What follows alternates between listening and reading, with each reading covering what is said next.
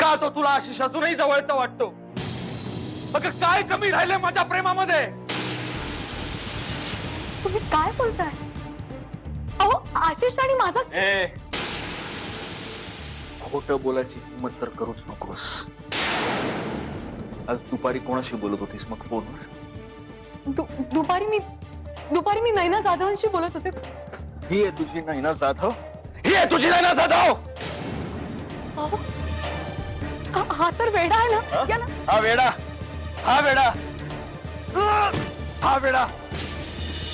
अरे वेडा तुम्ही समजताय मला. अहो हे सगळं खोटं आहे. आपण तर मी आपल्या बाळाचं नाव जर घेतलंस ना मंजिरी, तर इथल्या इथे जीव घेऊन टाकेन मी तुझा. मधू अगं ऐक ना, तू कशाला अजून नाटक करतेस? त्याला सगळं कळलंय, आपला सगळा प्लॅन. हे बघ, तू मला मार हवं तर पण का करतोय तू हे सगळं? माझ्या बाळाला जन्म दिल्यानंतर त्या क्षणी, त्या दिवशी माझ्या आणि माझ्या बाळाच्या आयुष्यातून निघून जायचं. सत्यजित थांब. कुठे चाललाय तू? काय चाललंय? जीव द्यायला चाललो. येतेस बरोबर? कोणाचा तरी जीव जाण्याने जर तू शांत होणार असेल तर माझा जीव घे. मी जीव द्यायला तयार आहे. हे बघ तू काळजी करू नकोस. आपण डॉक्टरांना सांगितलंय बरं. अगं आपण बोलवलंय सत्याला. हा तू सगळं वहिनी नका काळजी करू. होईल समजा व्यवस्थित. काय होईल ना सगळं व्यवस्थित. म्हणजे रे सगळं ठीक होणार आहे.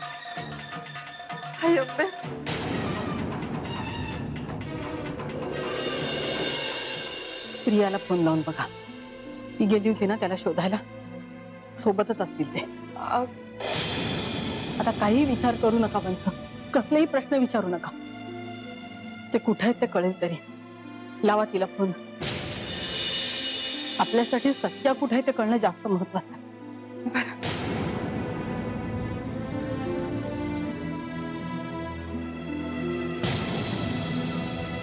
वहिनी प्रियाचा बी फोन नाही लागत आहे. ते काय बॅटरी म्हणतात ते संपली असेल. तिला तरी फोन चालू ठेवायला काय झालं होतं? नेमक्या वेळेला सगळ्यांचे फोन बंद असतात. आपण दोघींसाठी काय करणार होतो वंच? काही निर्णय घ्यायची वेळ आली तर नको काही कोणी जबाबदार म्हणून. वहिनी शांत हो.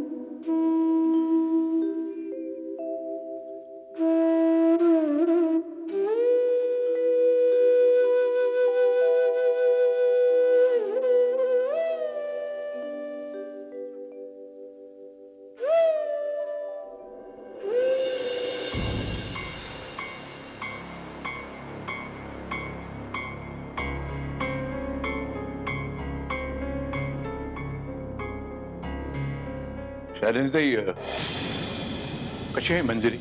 मी घरी फोन केला तेव्हा आजीने मला सांगितलं की मंजिरीला इकडे हॉस्पिटलमध्ये हलवलंय म्हणून. कशी आहे मंजिरीची तब्येत आता? सिनियर डॉक्टरांनी चेक केले तिला. आणि सत्यजितराव ते कुठे आहेत?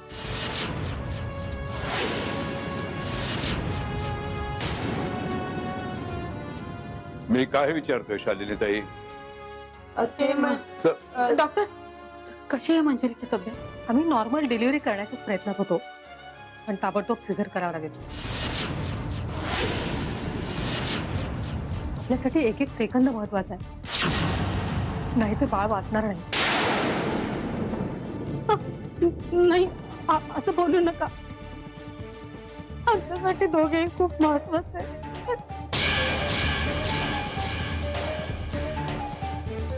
आय नो मुधोळकर मॅडम, मी दोघांनाही वाचवण्याचा आटोकाट प्रयत्न करेन. एनिवे, मिस्टर मुधोळकर आहेत का? त्यांना फॉर्मवर सह्या कराव्या लागतील. ते नाही, तो येईल इतके. हो, ते आले की त्यांना रिसेप्शन काउंटरवर पाठवा. मी पेपर्स रेडी करून ठेवलेत. हो. Excuse me doctor, please. मी पृथ्वीराज सरनाईक. मंजुरी माझी मुलगी आहे. Hello mister Sarnaik. Hello doctor, मंजुरीचे बाबा या नात्याने मी पेपरवर सही करू शकतो ना? अहो पण mister Mudholkar. Please please doctor, म्हणजे ते इथे नाहीयेत. आणि तुम्हीच आता म्हणालात ना की एक एक सेकंड महत्वाचा म्हणून. Please try to understand please. Okay, करा तुम्ही सह्या. आणि एक डॉक्टर, एक विनंती आहे. म्हणजे माझ्या मुलीला आणि माझ्या नातवंडाला वाचवा प्लीज. मी हात जोडून भीक मागतो तुमच्याकडे.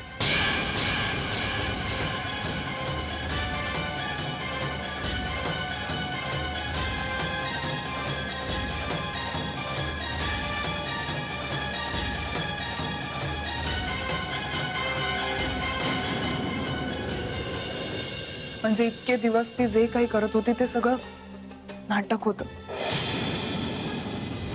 विश्वासघात केला तिने तुझा.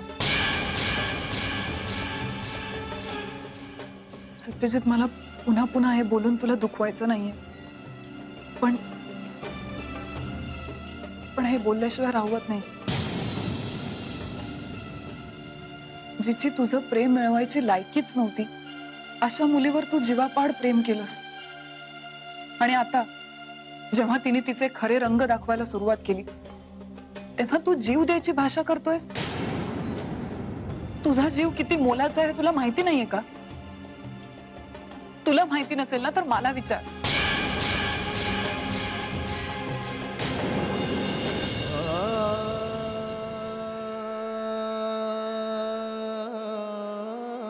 माझ्या आयुष्यात, माझ्या नशिबात, माझ्या आतमध्ये आता फक्त विष उरलंय. बाकी काहीही नाहीये कोणालाही देण्यासारखं. पण ते विष घेऊन मला नाही जगायचं.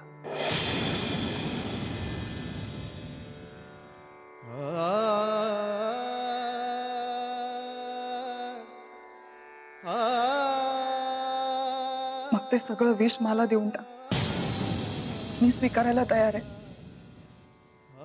तू ज्या आगीत जळतोयस ना त्या जागीत मी सुद्धा जळायला तयार आहे. कारण माझं जगणं, माझं हसणं, माझं रडणं सगळं तुझ्याशी जोडलं गेलं. तुझ्या मनातल्या आगीनी जर माझं अस्तित्व संपणार असेल पण तू शांत होणार असशील तर माझं जळणं सार्थकी लागलं असं मी समजेन. सत्यजित, पण प्लीज तू स्वतःच्या जीवाचं बरं वाईट करून घेणार नाहीस. मी तुझ्या पाया पडते, हवं तर. कधीच नाही.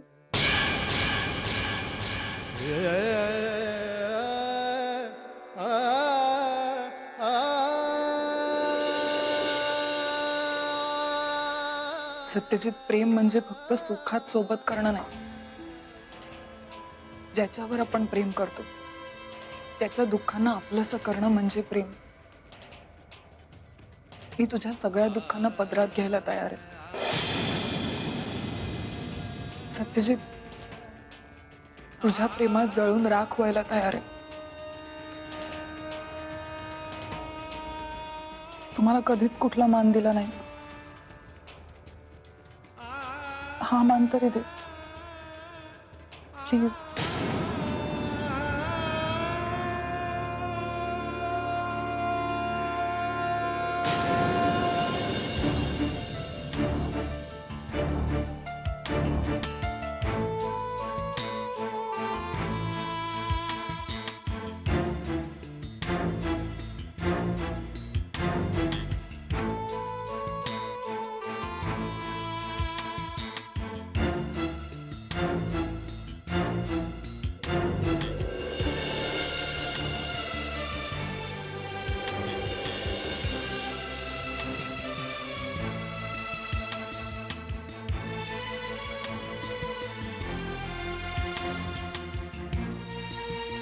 सागर काय झालं?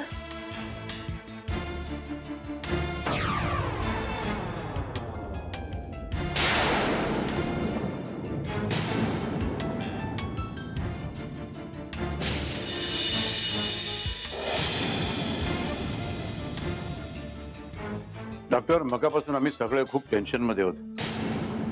आता मनावरचा ताण सुद्धा सहन होत नाहीये. प्लीज स्पष्टपणे सांगा ना, काय झालं, काय झालं? मुधोळकरांना मुलगी झाली.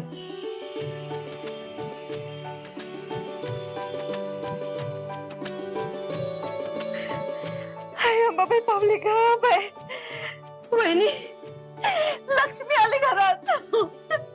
हो, मग एवढा गंभीरपणे काय सांगताय? जरा आनंदाने सांगा ना, मुलगी झाली म्हणून काय काय झालं? हा? अभिनंदन. डिलिव्हरी प्री मॅच्युअर झाल्यामुळे बेबीला इन्क्युबेटर मध्ये ठेवावं लागलं. डोंट वरी, प्रकृती स्टेबल होईपर्यंतच ठेवायचंय. Thank you doctor, thank you. ही गुड न्यूज देऊन तुम्ही मला आवाडच थँक केलं तुम्ही. थँक्यू. मंजिरी कशी आहे? त्यांची प्रकृती आता स्टेबल आहे, काळजी करू नका. डॉक्टर, तुम्हाला कुठल्या शब्दामध्ये धन्यवाद द्यावे तेच मला कळत नाहीये. Thank you again. थँक्यू. माय प्लेजर मिस्टर सरनाईक. आता ते ओटी मध्ये आहेत, बेशुद्ध आहेत, पण शुद्धीवर आल्यावर तुम्ही सगळेजण त्यांना भेटू शकता. मिस्टर मुधोळकर आले नाहीत अजून? त्यांना कळवा ते बाबा झालेत म्हणून. येते.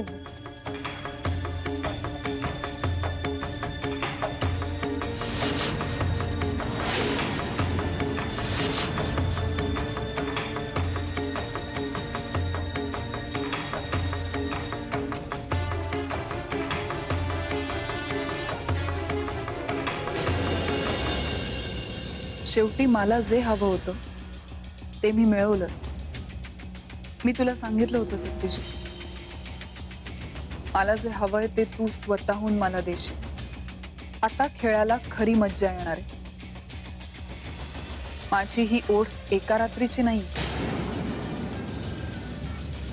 मला आता तुला माझं बनवायचंय, कायमचं. कालची रात्र तर फक्त पहिली पायरी होती.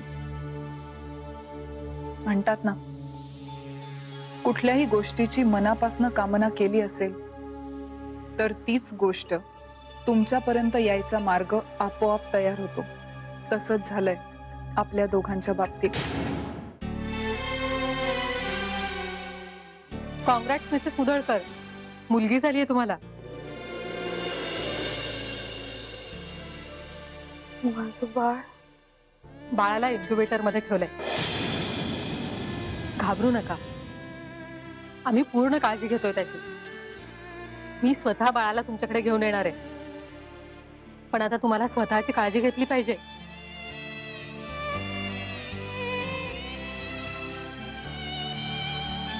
कसं वाटतंय? आत्ताच बघून आले बाळाला. अगदी गोरी पान नात आहे माझी. नाकी डोळी अगदी छान आहे. हा नाक आहे बाबासारखं, चेहरा मात्र तुझा घेतलाय. सुंदर.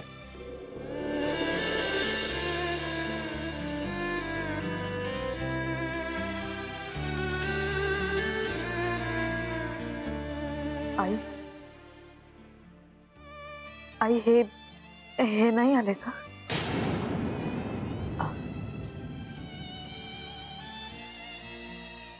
आराम करतो म्हणजे आपण नंतर बोलूया.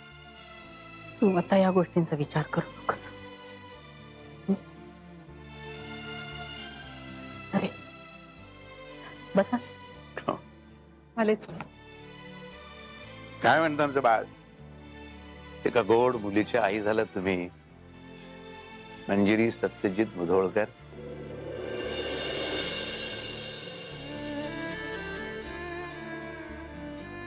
कशी आहेस? बाळ अगदी तुझ्यावरती गेलेलं आहे. हा, फक्त नाक सत्यजित रावांसारखे सरळ हे काय एवढंच एवढंच. अगं किती मोठी गोड बातमी दिलीस तुम्हाला. आता कुठे आजोबा असल्याचं फिलिंग येतोय.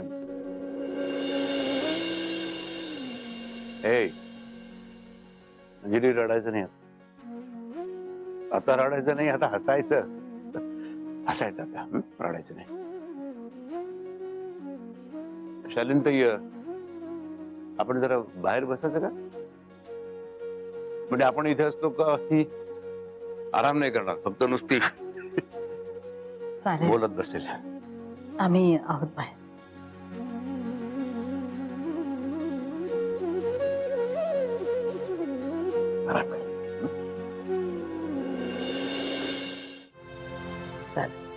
डिलिव्हरीचं थोडं टेन्शन होतं, ही काळजी मिटली. चला एक काळजी मिटली ते बरं झालं. पण अलीकडे असं काय होतं की एक काळजी मिटली गेलं की दुसरी चिंता समोर उभी राहते. नाही म्हणजे तुम्ही असं का म्हणताय मला नाही कळत आहे. विनाकारणच चिंता करताय तुम्ही.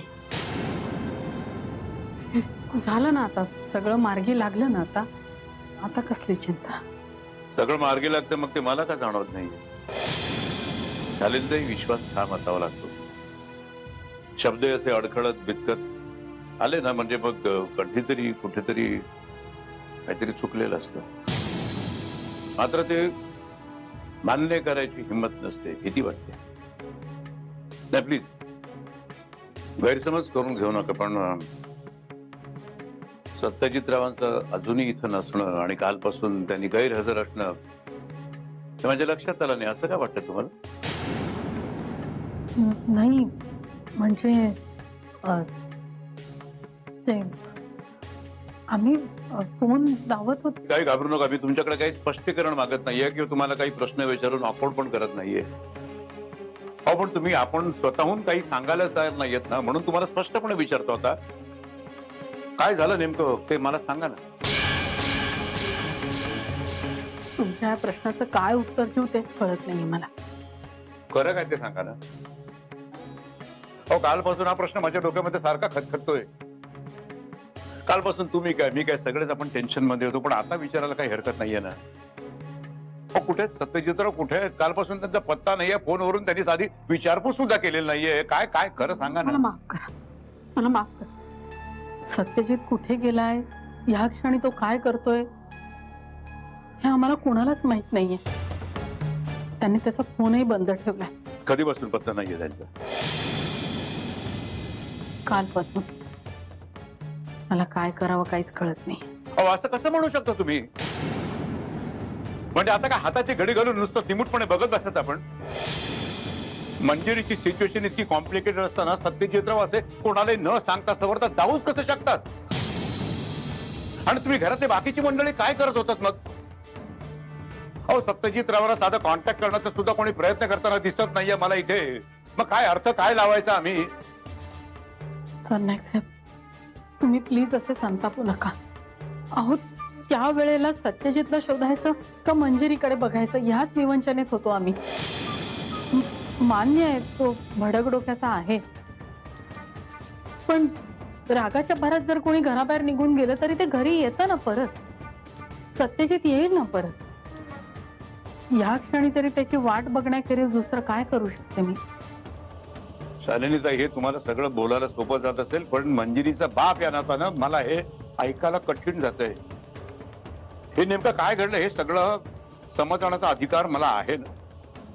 तेव्हा मलाही नीटच माहिती नाहीये. संध्याकाळी आम्ही देवळात जायला निघालो तेव्हा म्हणजे तोपर्यंत सगळं व्यवस्थित होतं, पण आम्ही परत आलो आणि तेव्हा सगळ्या गोष्टी बिनसलेल्याच होत्या. म्हणजे आम्ही देवळातून घरी परत आलो तेव्हा सत्यजित असा आमच्या समोरून निघून गेला. आम्ही खूप हाका मारल्या त्याला, पण त्याने काही प्रतिसादच दिला नाही. तसाच पुढे चालत राहिला तो. तेव्हाच मनामध्ये शंकेची पालचूक चुकली. घरी मंजिरी होती. घरी आलो तर तिची परिस्थिती अशी. दुसरं काय करायला हवं होतं मी? काहीतरी खटकते मला खरंच काहीतरी खटकते, पण नेमकं काय ते कळत नाहीये. पण एक आता सत्यजित रावांचा शोध घेणं अत्यंत आवश्यक आहे. काहीतरी ठोस पावलं आता उचलणं आवश्यक आहे. मी व्यंगरावांशी सुद्धा बोलतो, पण तरी सुद्धा तुम्हाला सांगतो की काही झालं असताना तरी सुद्धा काल रात्री सत्यजित रावाने इथं असणं आवश्यक होतं. शैलेंद्रताई, तुम्ही तुमच्या मुलाला माफ कराल, पण मी मात्र सत्यजित रावांना कधीच माफ करणार नाही. कधीच.